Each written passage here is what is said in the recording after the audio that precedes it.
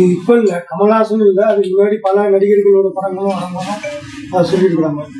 அதுக்கு கமல் அப்படி என்ன தவறா சொல்லிட்டாருன்னு அவங்க இல்ல அவங்க யோசிக்கிறாங்க. அப்படி இல்ல, அவங்க என்ன சொன்னாங்கன்னா பல ஆராய்ச்சியாளர்களுடைய குறிப்பு எடுத்து கமல் பேசினார்கள். அதாவது திராவிட மொழியிலேயே தமிழ் தான் முதல் மொழி, அதை ஒட்டி தான் கன்னடமோ தெலுங்கோ மற்ற மலையாளம்லாம் வந்ததுன்னு சொல்லிட்டு இது ஆராய்ச்சி வடிவில் இருக்கு. ஆனா பல நூற்றாண்டுகளா இருக்கிற கருத்து தான் அவர் தெரிவிச்சாரு. இவங்களுக்கு அதை ஏற்றுக்கொள்ள முடியவில்லை.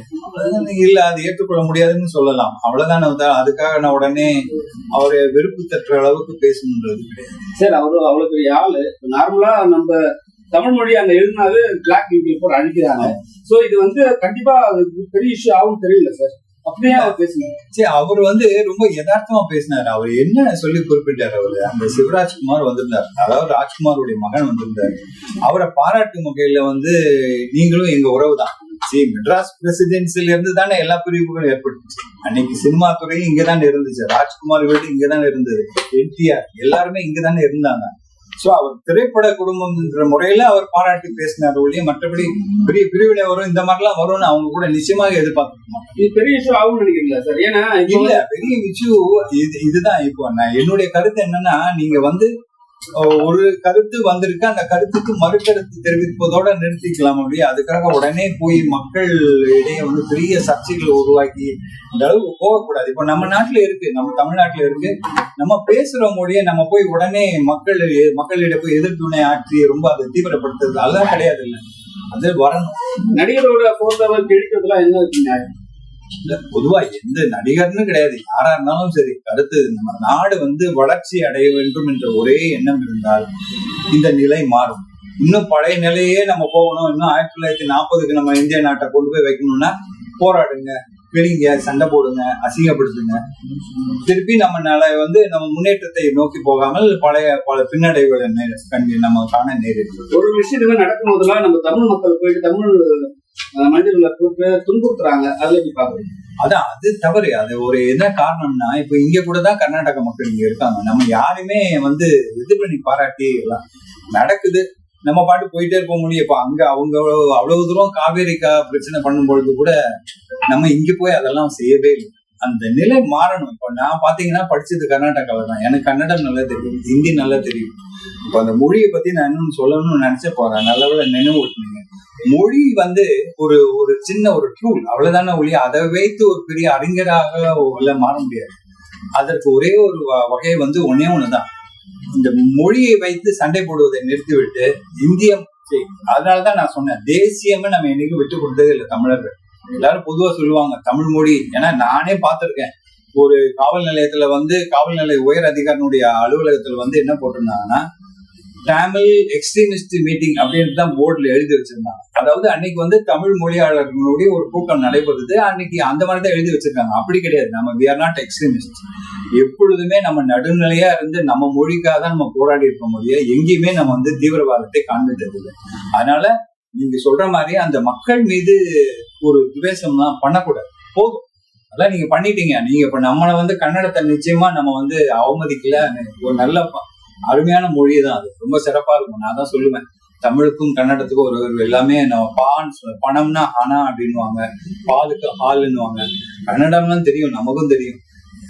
நல்ல நிலையில இருக்கணும்ன்ற எண்ணம் இருந்தால்தான் இந்த நாடு வளர்ச்சி அடையும். இளைஞர்களுக்கு நல்ல நிலையை விட்டு செல்ல வேண்டும் என்ற எண்ணம் மேலோங்கி இருக்கணும். தொடர்ச்சியா நீங்க பாத்தீங்கன்னா அரசியலை தாண்டி அரசியல பேசினா கூட ஒரு விஷயம் கொஞ்சம் அமைதியாடுறாங்க. ஆனா சினிமா துறையை தொட்டா மட்டும் பெருசா பூதவாரமா வெடிக்க காரணம். அப்புறம் என்னன்னா, இங்க புஷ்பா படம் நல்லா ரிலீஸ் ஆகி நல்லா ஓடுது, கேஜிஎஃப்பும் நல்லா போகுது. ஆனா நம்ம தமிழ்நாட்டு படம் மட்டும் போனா மட்டும் பிரச்சனை பண்ணிட்டே இருக்காங்க. அது ஏன்? அந்த வகையில பாத்தீங்கன்னா அவங்க மனநிலையில மாற்றம் ஏற்பட்டால் ஒழிய வரவேற்க மாட்டோம். இப்ப நம்ம எதையுமே பொதுவா எந்த ஒரு துறையுமே நம்ம வரவேற்போம். நீங்க சொன்ன மாதிரிதான் அந்த புஷ்பாவாக இருக்கட்டும், இல்ல கேஜிஎஃப் இருக்கட்டும், நிச்சயமாக அந்த நடிகரை நம்ம இங்க கொண்டாடினாங்க மக்கள்.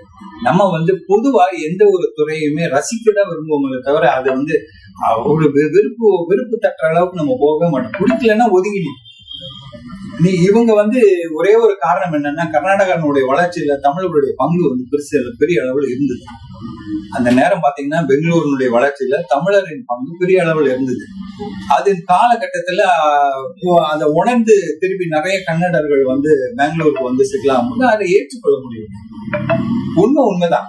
இன்னைக்கும் பாத்தீங்கன்னா நம்ம தமிழ்நாட்டிலேயே ஒரு அடுத்த மாநில ஓரமா இருக்கிற பகுதியில வந்து அவர்களுடைய ஆளுமை இருக்கதான் செய்யும். இப்போ ஒரு உதாரணத்துக்கு எடுத்தீங்கன்னா, இங்க நம்ம திருத்தணி பக்கத்துல ஒரு அருமையான ஊர் இருக்கு, சின்ன ஊர் தான், மங்கம்மா சத்திரம்னு நினைக்கிறேன். அங்க வந்து அதிகமா தெலுங்கு பேசுறவங்க இருப்பாங்க. அதுக்காக நம்ம போய் உடனே அங்க போய் நீங்க தெலுங்கு பேசுறீங்களா நம்ம வெறுப்பு. அது நான் வரைபடத்துல பிரிக்கும் பொழுது மங்கம்மா சத்திரம் நம்மிடம் வந்து விட்டது. அதுக்காக அங்க இருக்கிற அந்த எந்த மக்களா இருந்தாலும் நம்ம வெறுப்பு காட்டக்கூடாது. நம்ம அரவணைச்சு கொண்டு போக வேண்டியது நம்மளுடைய கடமை என்ற உணர்வு. அரசியல் அதுதான். அங்கதான் இவங்க என்ன பண்றாங்கன்னா, ஒரு சின்ன அளவுல போய் ஒரு பாலிடிக்ஸ் பண்ணிடுறாங்க. இப்படி பண்ணா அது ரொம்ப சிறப்பா இருக்கணும். அது கிடையாது. அரசியல் அதுவல்ல. மொழி மீது பற்று இருக்க வேண்டும், இல்லை என்று சொல்லி, அதனால மொழி பற்று என்று சொல்லிக் கொண்டு பிற மொழியாளர்களும் வெறுப்பு காட்டுவது தவிர்க்க வேண்டும். சில வருஷத்துக்கு முன்னாடி சார் காவிரி பிரச்சனை வந்து அப்ப வந்து ஒரு கிளாஸ் தண்ணி கூட தரக்கூடாதுன்னு சொல்லியிருந்தாங்க. ஆனா சிலம்பரசன் என்ன பண்ணாருன்னா, ஒரு கிளாஸ் தண்ணி பக்கத்துல கொடுங்க, அதெல்லாம் சால் ஆகும்னு சொன்னாங்க. சோ அவங்களோட ரசிகர்களும் சேர்ந்து எல்லாருக்கும் கொடுத்தாங்க. அது வந்து ஒரு பெரிய பேசும் பொருளாச்சு. அந்த பிரச்சனை கொஞ்சம் தீர்ந்தது. சோ வந்து ஆனா அவரோட படத்தை கிழிக்கும் போது உங்களுக்கு என்ன தோணும்? இல்ல, நம்ம இது யாருடைய படத்தையுமே கிழிக்க கூடாது. இது சிலம்பரசன், கமலஹாசன் அப்படி எல்லாம் கிடையாது. திரைத்துறை வந்து ஒரு கலைத்துறை. அவங்கள வந்து வரவேற்கலாம். அதுக்காக எதிர்வினை ஆற்றன்னு சொல்லிட்டு அவங்க நம்ம எதிர்வினை ஆற்றாம என்ன சார் பண்றது? இல்ல, வேண்டாம். நமக்கு அதற்கான சூழல் அதற்கான சூழல் நம்ம அப்படி ஏற்படுத்தினீங்கன்னா நாட்டுல நல்லது. சார் இல்ல, நான் என்ன கேட்கணும்னா, தனிப்பட்ட முறையில் நானும் என்ன கேட்கல, அடிச்சுட்டே இருப்பேன், நான் தொடர்ந்து நான் அடி வாங்கிட்டே இருக்கணும். அதே மாதிரிதான் சார் பாகிஸ்தானும் பண்ணியிருந்தாங்க. இப்ப வந்து மோடி திருப்பி கொடுக்கலையா, கொடுத்தோன்னு அமைதி ஆகலையா? அது வேறு, இது வேறு. அவங்க என்ன இருந்தாலும் அது வந்து வேற வேற்று நாடு. அதுவும் ரொம்ப கட்டாய சூழல் தான். அது ரசிகர்கள் வந்து புரிஞ்சுக்கிறாங்க, அரசியல் புரிஞ்சுக்க மாட்டாங்க. ரசிகர்களே வந்து நான் சொன்னேன், இது ஒரு பிட்டி பாலிடிக்ஸ் சொல்லுவாங்க. அதை வந்து தவிர்க்கணும். அது நாளடைவுல புரியும், அவங்களுக்கும் புரியும். புரியாம போகாது, இங்கேயும் போக மாட்டாங்க. இங்க நம்ம வந்து என்ன இருந்தாலும் அவர்கள் வந்து இந்தியர்களை நம்ம என்ன நினைக்கிறோம், நம்மளுடைய சகோதரர்களை தான் நம்ம நினைக்கிறோம். அது தொடர்ச்சியாக நம்ம அப்படியேதான் இருக்க போறோம். தேசியத்தை விட்டு கொடுக்க போவதில்லை. மொழி மீது பற்று இருக்கதான் செய்யும். நீங்க என்ன செஞ்சாலும் சரி, அடிச்சாலும் தூங்கினாலும் படுத்தாலும் ஒரு அடி அடிச்சுன்னா அம்மான்னு தான் கூப்பிடுவோம். இதுதான் நம்மளுடைய இது. அதனால ஒரு கருத்துல வரணும், அருமையா இருக்கும். யாருமே ஆதரவு தெரிவிக்கல சார். அதை பத்தி எதுங்க, அவருக்கு கமல் சாருக்கு யாருமே ஆதரவு தெரிவிக்கல. இல்ல, அப்படி கிடையாது. அவர் வந்து ரொம்ப மிக அழகாக ஒரே ஒரு வார்த்தை சொல்லிவிட்டார். என்ன சொன்னார்னா, மறுநாள் வந்து இதை அரசியல் ஆக்கி விடாது. நான் இங்க அதனாலதான் சொன்னேன், இது அரசியல் ஆக்குவதற்காக நம்ம பேசவே இல்லை. என்னுடைய கவலை எல்லாம் இளைஞர்களுக்கு நம்ம என்ன விட்டு செல்ல போகிறோம். அடுத்த கட்டக்கால இளைஞர்களுக்கு நல்லதை கொண்டு சேர்த்தாதான் அவங்க நல்ல வளர்ச்சி அடையும். அந்த காரணத்துக்காக தான் இந்த நிகழ்வு. சீமான் பேசும்போது என்ன சொன்னாருன்னா, நீங்க அடிச்சுட்டே இருந்தா நாங்க என்னதான் பண்றது, சரி ஒரு நல்ல ஒரு ஆக்டரை வந்து திருப்பி பின்பற்றினே இருக்கிறீங்களே, நாங்க திருப்பி பதிலை கொடுக்கணுமான்னு கேக்குறேன்.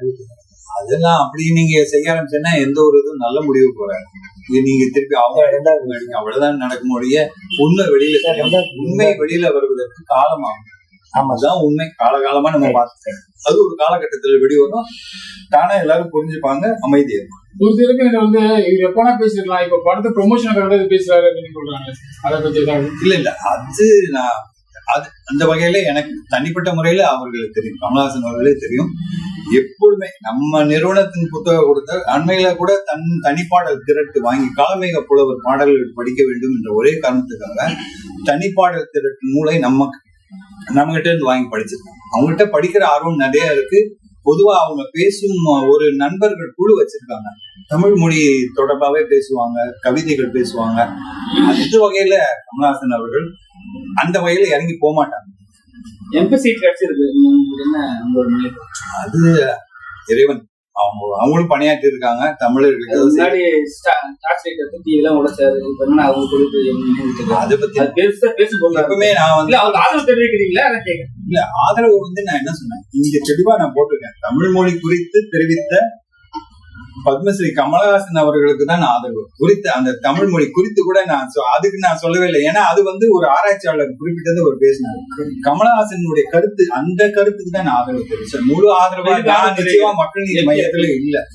அதனால நான் வந்து அந்த இதை என் நண்பர்கள் எல்லாம் இருக்காங்க. நம்ம நண்பர் பதிப்பாளர் காந்தி கண்ணதாசன் வந்து அதுல அவங்க பொறுப்புல இருக்காங்க. அதனால நமக்கு அது வந்து அவங்கவுங்க நிலையில அதை ஏற்படுத்தி கொடுக்கும்.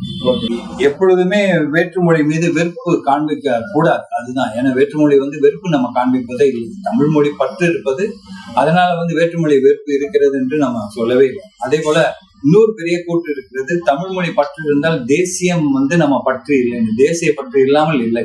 அதற்கு உதாரணமாக அண்மையில கூட நமது மாநில முதல்வர் மாண்புமிகு மு.க. ஸ்டாலின் அவர்கள் என்ன பண்ணாங்கன்னா, பாகிஸ்தான் இந்த அண்மையில் நடந்த போர் முடிந்தவுடன் சென்னையில வந்து கொடி ஏந்தி ஒரு நடைப்பயணம் மேற்கொண்டார். அது எதற்காகனா, மத்திய ஆட்சியில் இருக்கும் மத்திய ஆட்சியில் இருக்கும் நம்மளுடைய பிரதமர் மோடி அவர்களுக்கும் மற்ற ஏனைய அமைச்சர்களுக்கும் பாராட்டும் வகையிலும் அவர்களுக்கு ஆதரவு தெரிவிக்கும் வகையிலும் அந்த நடைபயணம் மேற்கொண்டார். அந்த மாதிரிதான் தொடர்ச்சியா நம்ம போயிட்டு இருக்கோம். இது எதற்காக முக்கியமா பதிவு பண்றாங்கன்னா, திருப்பி ஒரே ஒரு இதுதான், இளைஞர்களுக்கு அடுத்த தலைமுறைக்கு நம்ம நல்ல செய்திகளை ஒட்டி செல்ல வேண்டும். அது மிக மிக முக்கியமானது. சும்மா ஒரே குழப்பம், எதையாவது தமிழ் மொழி மாதிரி பேசுகிறேன். இப்போ நம்ம 104வது வருடம் ஆச்சு. இன்னைக்கு வரைக்கும் நம்ம மொழியை பத்தினுடைய சிறப்பா தான் பேசணும் மொழியை நம்ம வந்து ஒரு போர் தொடுக்கும் முறையிலோ இல்ல மற்றவங்களை ஏளனப்படுத்தும் வகையிலோ எந்த வகையிலும் நம்ம செயல்பட்டதே கிடையாது. மொழியை பற்றின சிறப்பை கூறி மக்களுக்கு அதை எடுத்து சொல்லி மக்களாக அதை சிறப்பாக அதே அவங்க வாழ்ந்து வருகிறார்கள். அந்த வகையில நம்ம சைவ சித்தாந்த நூல்கள் இன்றும் செயல்பட்டு வருகிறது. இந்த தருணத்துல முக்கியமா வந்து 2 செய்தியினை பகிர விரும்புகிறேன். எப்படின்னா, மத்திய அரசு வந்து அண்மையில நூலகம் வந்து நம்ம தபால் வழி அனுப்பும் பொழுது அந்த செலவுகளை வந்து கூட்டிட்டாங்க. அப்ப என்னாச்சு, அனுப்புறதே ரொம்ப சிரமமா இருந்துச்சு. ஒரு 5 கிலோ புத்தகங்கள் அனுப்ப வேண்டும் என்றால் 200, 300 எல்லாம் செலவு. அந்த நேரத்துல என்னாச்சுன்னா புத்தகம் வாங்குவது குறைந்து விட்டது. அப்புறம் இப்போ வந்து கியான் போஸ்ட் அப்படின்னு சொல்லிட்டு ஒரு அறிவிப்பை புதுதாக அறிமுகப்படுத்தி 5 கிலோ 100 ரூபாய் வரைக்கும் அனுப்பலான்ற அளவு கொண்டு வந்துட்டாங்க. இது ஏற்கனவே இருந்த நடைமுறையில 80ன்னு இருந்தது, இப்ப 100 ரூபாய்க்கு கொண்டு வந்திருக்காங்க. இதனால வந்து மக்களுக்கு வந்து நல்ல நூல்களை தபால் வழி வாங்குவதற்கான வழிவகையும் ஏற்பாடு செய்யப்பட்டது. மற்றொரு வேண்டுகோள் யாருக்குன்னா, நம்ம தமிழக முதல்வர் அவர்களுக்கு, அதாவது பதிப்புத்துறைக்குன்னு ஒரு இது இருக்கிறது, என்ன சொல்றது, நலவாரியம். அந்த நலவாரியம் வந்து இன்னும் சீரிய முறையில் செயல்படும் வகையில் நம்ம முதல்வர் அவர்கள் அதற்கான ஏதாவது மேற்கொண்டு நடைமுறைக்கு கொண்டு வந்தால் பலர் பயன் அடைவார்கள். இதுல எப்படின்னா, நம்ம பதிப்பாளர்கள், எழுத்தாளர்கள், இந்த அச்சுப்பிழை பார்ப்பவர்கள், அப்புறம் வந்து அந்த பைண்டிங் பொருட்கள், அதாவது புத்தக கட்டட பகுதியில் இருப்பவர்கள், நூல் அச்சு தொழிலில் இருப்பவர்கள், இதனால பலர் பயன் அடைவார்கள். அதனை வந்து நம்ம தமிழக முதல்வர் தயவு செய்து ஒரு நல்ல முறையில் செயல்படுத்தப்பட்டு கொண்டு வரும் அளவிற்கு நடத்த வேண்டும். இதுதான் என்னுடைய முக்கிய கோரிக்கை. நன்றி, வணக்கம்.